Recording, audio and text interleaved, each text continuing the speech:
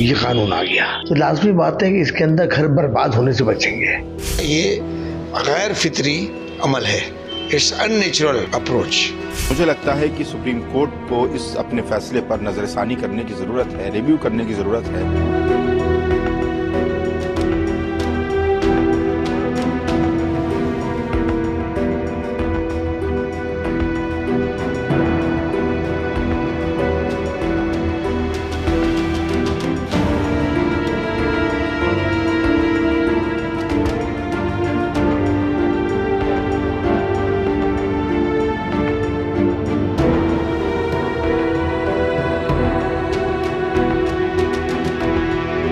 देखिए, देश की उच्चतम न्यायालय का सब सम्मान करते हैं, चाहे वो किसी भी मजहब का हो। जब देश की सर्वोच्च अदालत ये कह रही है कि औरतों का हक मिलना चाहिए और वो भरण पोषण के लिए अपना हक मांग सकती हैं, तो देश की सरकार ने कानून बनाया था 3 तलाक। उसके बाद तलाक के रेशो में कमी आई, अब ये कानून आ गया तो लाजमी बात है कि इसके अंदर घर बर्बाद होने से बचेंगे।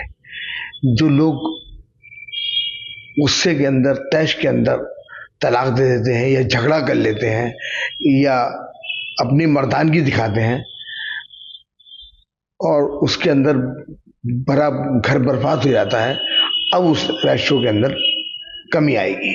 और देश की अदालत है, अच्छा फैसला है, हम जो राष्ट्रहित में हो हम उस फैसले का सम्मान करते हैं और इसके अंदर औरत जो है वो सुरक्षित होगी, महिला सुरक्षित होगी और महिलाओं को उनका हक मिलेगा। देखिए, शाहबानो का जो मुकदमा सुप्रीम कोर्ट ने फैसला किया था 1985 में, उसके खिलाफ मसला बोर्ड ने मूवमेंट चलाया और एक नया कानून भी वजूद में आया।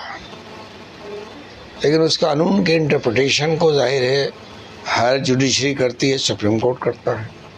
उस वक्त से ही सुप्रीम कोर्ट ने कह दिया था कि जो लोग चाहेंगे अंडर CRPC 125 125 धारा 125 के अंतर्गत रिलीफ, तो उनको रिलीफ दिया जाएगा। इसमें मुस्लिम कम्युनिटी भी एग्जम्प्टेड नहीं है, मुस्तस्ना नहीं है, अलग नहीं है।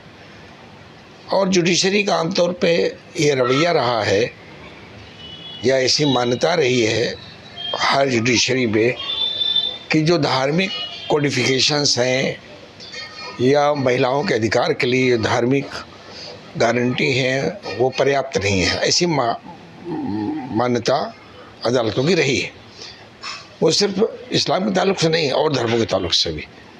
तो वो जो मानसिकता है जुडिशरी की वो भी इसमें काम करती है। जहाँ तक बात इस तरह के रिसेंट हालिया फैसलों का सवाल है, इसमें हमें यही कहना है कि जो हमारी बहनें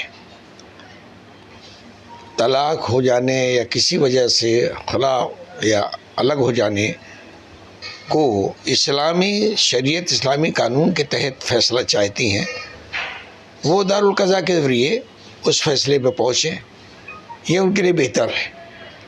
और जो बहनें हमारी समझती हैं कि मुल्क की अदलिया से उन्हें इंसाफ मिल सकता है या 125 CRPC के तहत उन्हें भरण पोषण की या जो ज़रूरतें हैं वो पूरी की जा सकती है, वहाँ से आदेश लेकर वो वहाँ जा सकती हैं, जा रही हैं। लेकिन उसमें एक मसला ये है कि अलग होने के बाद भी वो रिश्ता ख़त्म नहीं होता और दूसरी शादी महिला नहीं कर सकती, क्योंकि साबका शौहर से एक भरण पोषण यानी मेंटेनेंस लेने के कारण वो कनेक्टिविटी, वो ताल्लुक़ बना रहता है। तो इसको मैं कहूँगा ये गैर फितरी अमल है, इट्स अननेचुरल अप्रोच।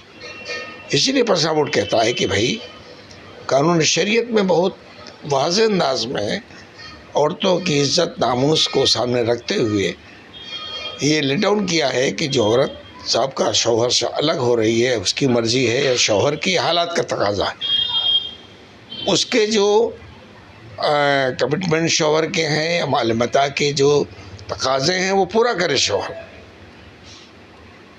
पूरा महर दे, मता और उसकी जो शरई तकाजे हैं वो सब अदा करे।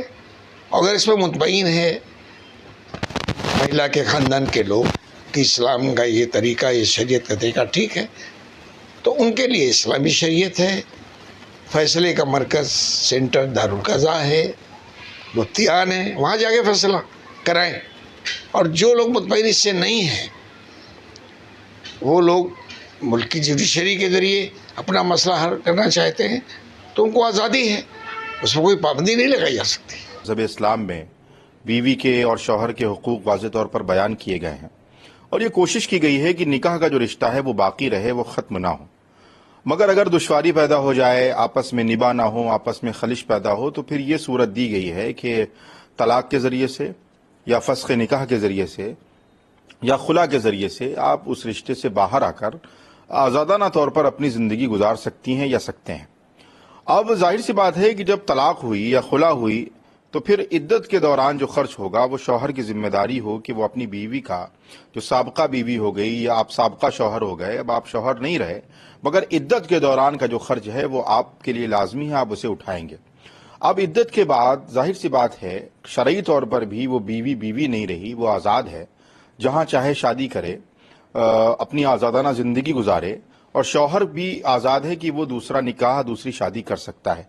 तो ऐसे में शरई नुक्ते नज़र से जब एक रिश्ता बाकी नहीं है, बीवी तलाक के ज़रिए से या खुला के ज़रिए से बीवी बाकी नहीं रही, शौहर तलाक के ज़रिए से शौहर बाकी नहीं रहा, तो फिर शरीयत ने ये जिम्मेदारी नहीं रखी है कि जब कोई रिश्ता नहीं है तो फिर उसका खर्च या उसका भत्ता शौहर पर लाजमी नहीं है। ये मजहबी नुक्ते नज़र की बातें हैं जो मजहब इस्लाम ने हमें बताई हैं।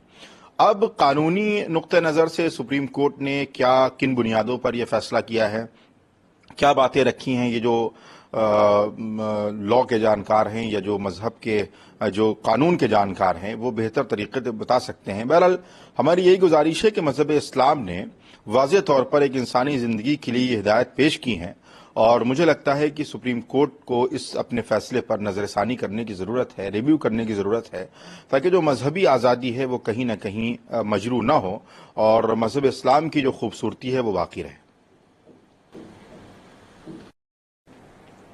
आरएसएस ने एक पत्र के माध्यम से बताया है कि कुछ जगहों पे, देश में कुछ जगहों पे मुस्लिम आबादी तेजी से बढ़ रही है। ऐसे में जनसंख्या कानून नियंत्रण जो है वो बहुत ज़रूरी है। देखिए, सबसे पहली बात तो यह है कि आरएसएस अपने आप को एक बहुत जिम्मेदार तंजीम कहती है। मुझे नहीं लगता है कि आरएसएस के जिम्मेदारों को हमारे जो गैर मुस्लिम भाई हैं, जो बहुसंख्यक आबादी में रहने वाले लोग हैं, उन्हें मुसलमानों की आबादी का हव्वा दिखाकर डराने की ज़रूरत है। वैसे तो मुस्लिम आबादी कतई तौर पर कहीं नहीं बढ़ रही है, सेंसस रिपोर्ट हमारे सामने है, मुख्तलिफ मौक़े पर सर्वे हुए हैं जिसमें यह बात वाज़े तौर पर सामने आई है कि मुस्लिम फैमिली का जो पैमाना है और जो मुस्लिम फैमिली है वो कहीं ना कहीं किसी भी पैमाने पर नहीं बढ़ रही है। और अगर मान भी लिया जाए कि मुस्लिम आबादी किसी सूरत में बढ़ी है तो फिर उसका हव्वा दिखाने की क्या ज़रूरत है? क्या अगर मुसलमान बढ़ जाएंगे तो वो हिंदुओं को खा जाएंगे या हिंदुओं पर जुल्म करेंगे?